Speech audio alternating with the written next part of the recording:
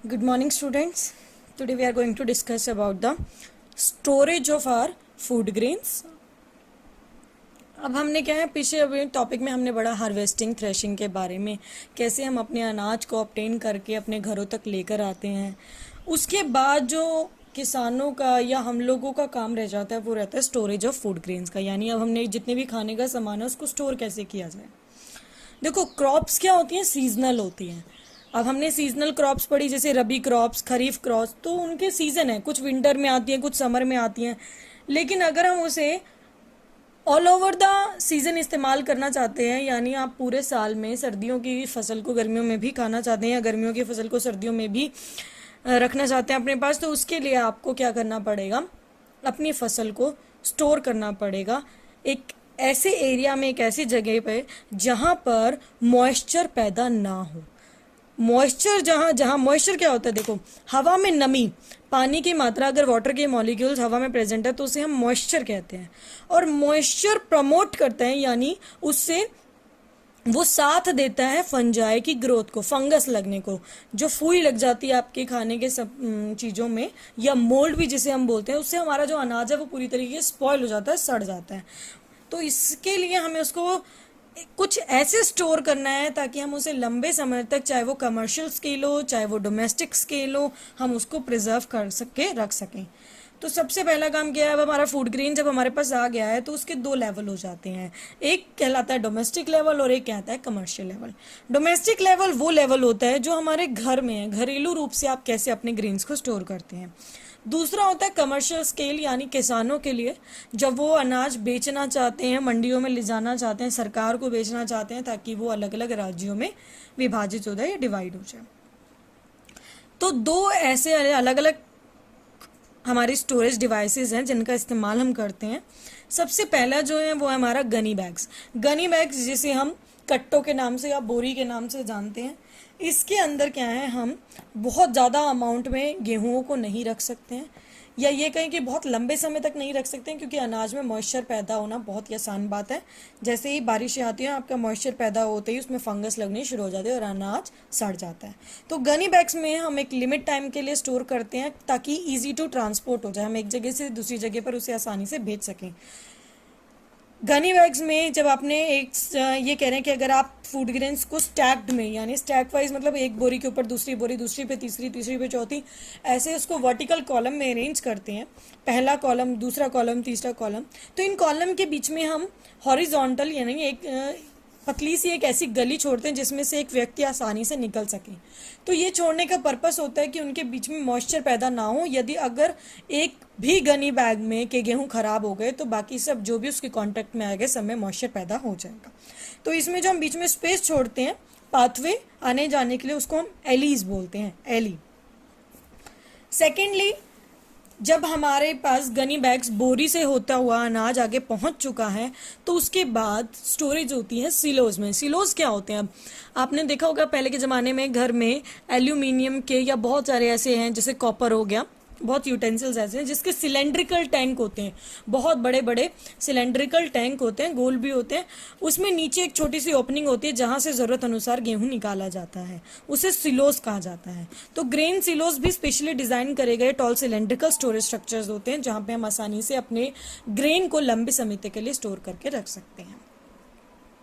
इनके अलावा cold storage के बात हम करेंगे। कोल्ड स्टोरेज एक्चुअल में क्या होता है, कुछ ऐसे खाने का मटेरियल होता है, हम सिर्फ ग्रेन्स की बात नहीं कर रहे, ग्रेन के आगे भी हम बात करें फूड मटेरियल, पूरा हमारा फूड स्टफ हम कैसे प्रोटेक्ट करें, तो बहुत सारा ऐसा फूड मटेरियल होता है, specially perishable. Perishable food material वो होता है जिनको हम लंबे समय तक स्टोर करके रखते हैं, लेकिन उनकी जो शेल्फ लाइफ होती है वो बहुत ही कम होती है, पर हम उसको एक्सटेंड करने की कोशिश करते हैं ताकि हम उसे लंबे समय तक चला सकें। तो वो कोल्ड स्टोरेज कहलाता है, यानी हम खाने को ठंडा कर रहे हैं।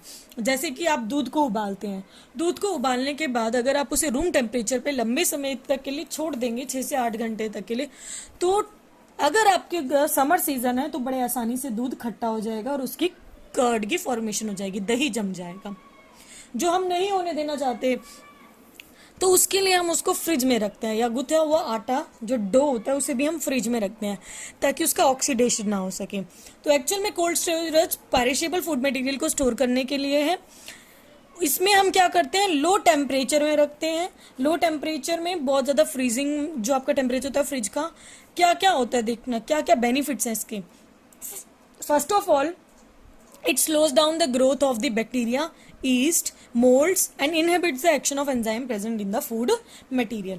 सबसे पहली बात तो कि ना तो ये बैक्टीरिया पैदा होने देते हैं, ना किसी तरीके की फंगस, ना खमीर पैदा होने देता है जिसको हम ईस्ट बोलते हैं, या मोल्ड किसी और तरीके का ऐसा फंगस पैदा हो रहा है जो आपके खाने को पूरी तरीके से सड़ा रहा है। कुछ ऐसा भी होता है, अगर आपके खाने में एंजाइम प्रेजेंट है, ऑब्वियस से प्रेजेंट होते हैं, हमारी बॉडी के लिए ज़रूरत है एंजाइम्स की, तो वो उनके एक्शन को एकदम एक्टिव नहीं होने देता, वो हमारे खाने को बचा के रखने का काम करता है। इनहिबिट मतलब रोकना। लो टेम्परेचर में रखने से हमारे जो फूड के एसेंशियल न्यूट्रिएंट है वो भी खराब नहीं होते, नष्ट नहीं होते हैं। तो जब हम दूध को उबाल कर फिर उसको ठंडा करते हैं तो उसके बाद उसकी जो न्यूट्रिटिव वैल्यू है वो कहीं पे भी डिक्रीज नहीं होती है, घटती नहीं है। इसलिए जो हम घर में पैकेट्स लेके आते हैं दूध के, वो पाश्चराइज्ड मिल्क होता है। तो पाश्चराइज्ड मिल्क ऐसा ही होता है कि 60 to 65 डिग्री सेल्सियस पे उसको गर्म किया जाए, उबाला नहीं गया, सिर्फ हल्का सा उसे हीट किया गया है कि उसकी जो शेल्फ लाइफ है वो थोड़ी इंक्रीज हो जाए। फिर उसको कोल्ड करा जाता है, ठंडा किया जाता है रूम टेम्परेचर पर, उसके बाद उसको पैकेट्स में पैक करके और at a very low temperature पे फ्रीज किया जाता है, क्योंकि उसको नहीं पता कि सामने वाला जो कंज्यूमर है वो कितने लंबे समय के बाद उसको इस्तेमाल करेगा, इसलिए उसको प्रिजर्व करना बहुत ही डिफिकल्ट टास्क हो जाता है। तो पाश्चराइजेशन उनमें से एक ऐसी टेक्निक है। अगर आप अपने घरों पे पेरिशेबल फूड मटेरियल को रखना चाहते हैं तो या तो हम आइस बॉक्स में रखते हैं जिसमें हम कोल्ड ड्रिंक्स की, सॉफ्ट ड्रिंक्स, हार्ड ड्रिंक्स वगैरह रखते हैं, या फिर हम रेफ्रिजरेटर में रखते हैं जो हमारे घर में फ्रिज होते हैं उनमें। अगर आप कमर्शियल स्केल की बात करें, यानी एक बड़े लेवल पर, बड़े लेवल का मतलब है कि जब आप गवर्नमेंट लेवल पर हो रहा है, गवर्नमेंट स्केल पे हो रहा है कि उसको अपने और आने वाले सभी कंज्यूमर को प्रोवाइड कराना, तो वो डीप फ्रीजर्स में रखते हैं और कोल्ड स्टोरेज। डीप फ्रीजर और कोल्ड स्टोरेज क्या होता है, एक बहुत बड़ा गोडाउन होता है, जैसे गोदाम होता है किसी भी चीज़ का, अनाज रखने का गोदाम है, ऐसे वो भी कोल्ड स्टोरेज होता है, एक ऐसा गोदाम जहाँ पे टेम्परेचर बहुत ही लो रहता है कि अगर आप उसमें 1 से 1.5 घंटे भी रुक गए तो आप वहीं पे फ्रीज हो जाएंगे और मर जाएंगे। तो इतना ज़्यादा उसका टेम्परेचर लो रखा जाता है, स्पेशली उन मटेरियल के लिए जो आसानी से सड़ सकते हैं, टेम्परेचर आपका क्या होते ही राइज होते ही। जैसे आप घर में जैम की बॉटल्स लेकर आते हैं, तो अगर आप उसे फ्रिज में नहीं रखेंगे तो वो कुछ समय के बाद खराब हो जाएगा। आपकी ब्रेड भी ऐसी होती है, आपको उनको फ्रिज में रखना पड़ता है ताकि उनकी जो शेल्फ लाइफ है, यानी जो सड़ने की, जो खत्म होने की लाइफ है, वो थोड़ी सी इंक्रीज हो जाए। लास्ट टॉपिक है इसका, बफर स्टॉक ऑफ फूड। देखो, क्योंकि हमने बात करी कि जो हमारी फसलें हैं वो सीजनल है, तो हमें वो आसानी से ऑब्टेन नहीं होंगी। अगर आपको कोई ऐसी फसल है जो आप समर में इस्तेमाल करना चाहते हैं, विंटर की कोई ऐसी फसल है, या फिर आप समर की कोई ऐसी फसल है जो आप विंटर्स में इस्तेमाल करना चाहते हैं, तो उसके लिए क्या है, हम बफर स्टॉक का इस्तेमाल करते हैं। बफर स्टॉक एक्चुअल में होता क्या है, ये डोमेस्टिक स्केल पे हम इसकी बात नहीं करते, इसकी बात हम कमर्शियल स्केल पे ही करते हैं। यहाँ आपकी इसकी डेफिनेशन दिखाई दे रही है, the huge reserve stock of food grains build by the government by purchasing food grains from the farmers.